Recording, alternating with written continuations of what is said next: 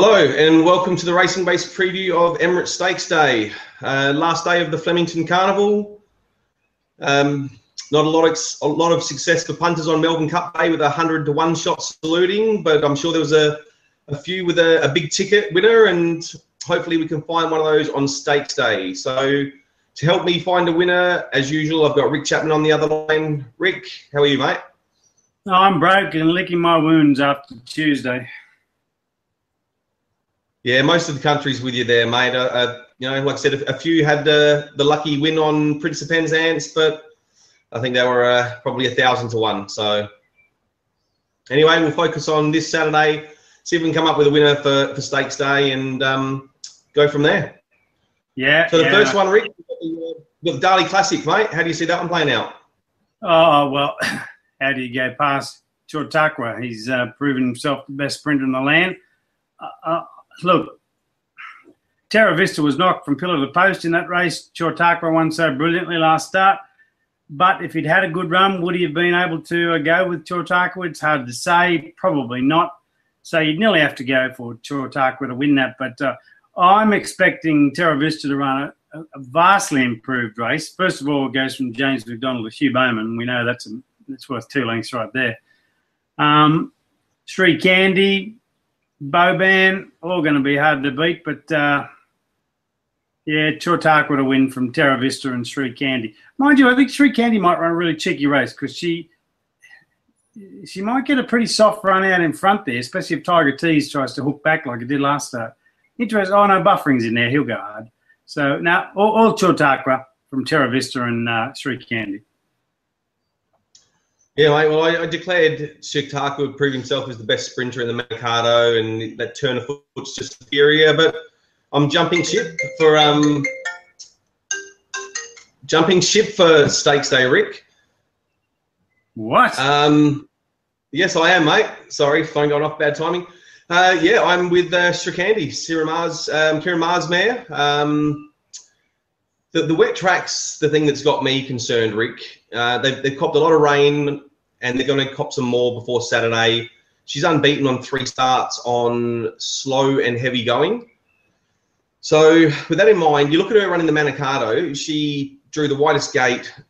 She sat wide for all of the race, but she had cover for some of it. Being first up, she was expected to give up the ghost a little bit in the straight, as she did, but she still battled on well.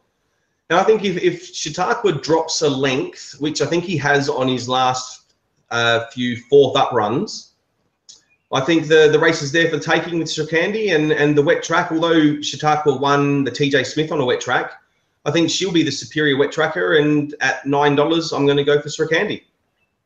Well, good luck. His performance, I was there that day, won the TJ Smith, and he swooped down the outside and looked to be going 3/4 pace. He has got wet track form, you know. He's had 1 start on a heavy for a second, and he's had 3 goes on the soft for a win and a third. So, you know, I don't think he's going to be unduly affected by it. I think his issue is just clear air. It's more so that fourth up run.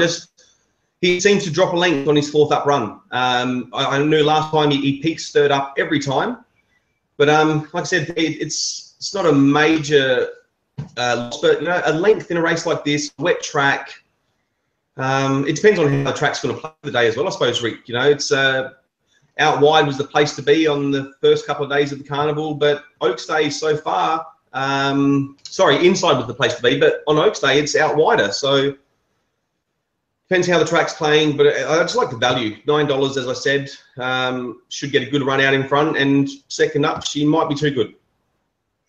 Be a great race, and as I say, I've got a very healthy respect for Terra Vista. I just hope they all get luck in running. I'd hate to see something like, you know, what happened in the Manikato when Terra Vista was caught behind them, and I'd hate to see, obviously, what happened in the Melbourne Cup when, you know, cowboy like Frankie Dettori goes and knocks down half the field. So just give me clean air, and so they can all run on their merits, and I think you'll find your mare, Sri Candy, Chautauqua, and Terra Vista will be right in it.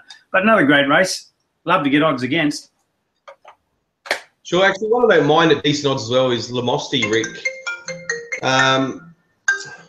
Gee, I'd be turning that off. Yeah, it's off now, mate. Lamosty, Rick. she's had one good run down the straight there, and she ran good time. She wasn't far off of, the Group 1 times. And I just think, second up, she might have improved a lot.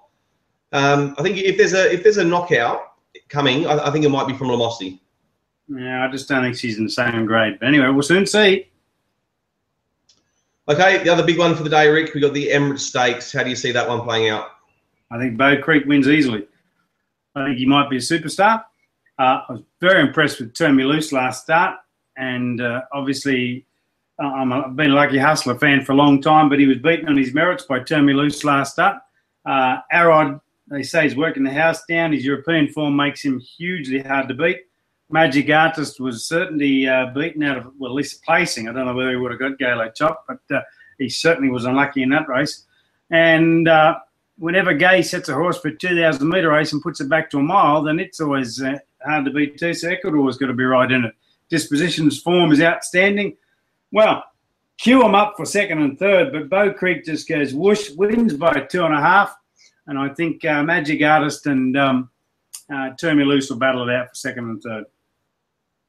Yeah, I watched his replay, and I love the way that horse really pinned back his ears and just charged at the line. He wanted to be first past the post at Bow Creek, and you can't say he didn't try. I was really impressed with that performance. But second up, we haven't seen his second up form in Australia, so I suppose it's a bit of a guess there, and you've just got to go on what you've seen. But as you mentioned, the German horse, Rick, Magic Artist, I think he would have blown them away if he'd got through.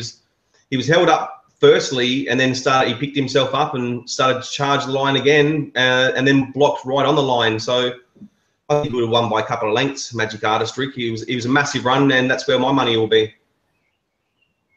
Yeah, lots of form lines taken into consideration. I think it's the best Emirates Stakes field I've ever seen. I think it's way better than the McKinnon Stakes. What was that about A-Rod? Yeah, well, I didn't like him in the Cox because I didn't think his 2,000-metre form was that good, but 1,600-metre form, second to Solo, that's world class. So surely he's a good chance here. He's going to be a huge chance. He's going to have to go forward from out wide, and he's going to sit on the outside of Turn Me Loose. And there's going to be a lot of pace on here because Ecuador is going to be right in behind them with Massini as well. And disposition won't be too far away. So it's going to suit those who come from behind, which I think might unsettle him. A-Rod. Lucky Hustler, we're all forgetting about him, but he's outstanding on his day. No, I think it's a great race, but he might be. I just think I've got a sense of timing about this horse, Bow Creek, and I think he might be a superstar.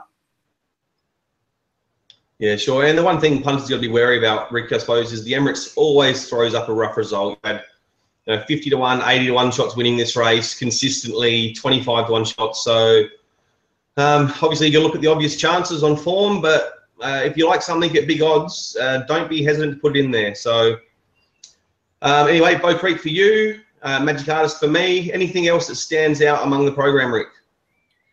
I think Lucia Valentina is in very, very well in the next race, $300,000 race. I think at the weights and on, even though her form looks ordinary, but gee whiz, the grade she's been racing against compared to these is 1,000 lengths better.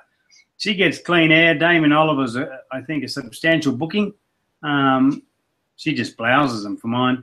Just blouses them. Hope we get 10 to 1 her. Yeah, it's a massive class drop, isn't it, Rick? So obviously a great chance. One I really like, I like Dan Dino in the Cup race, Rick. In the Queen's Cup, that form coming out of the Geelong Cup looks okay, and he was set to peak in the Melbourne Cup, didn't make that field, so this is a consolation prize, and he's short at 270. You've got one from Godolphin, Syed bin Sarur's horse race at equal odds. But I like Dan Dino, so he'll probably be my best for the day.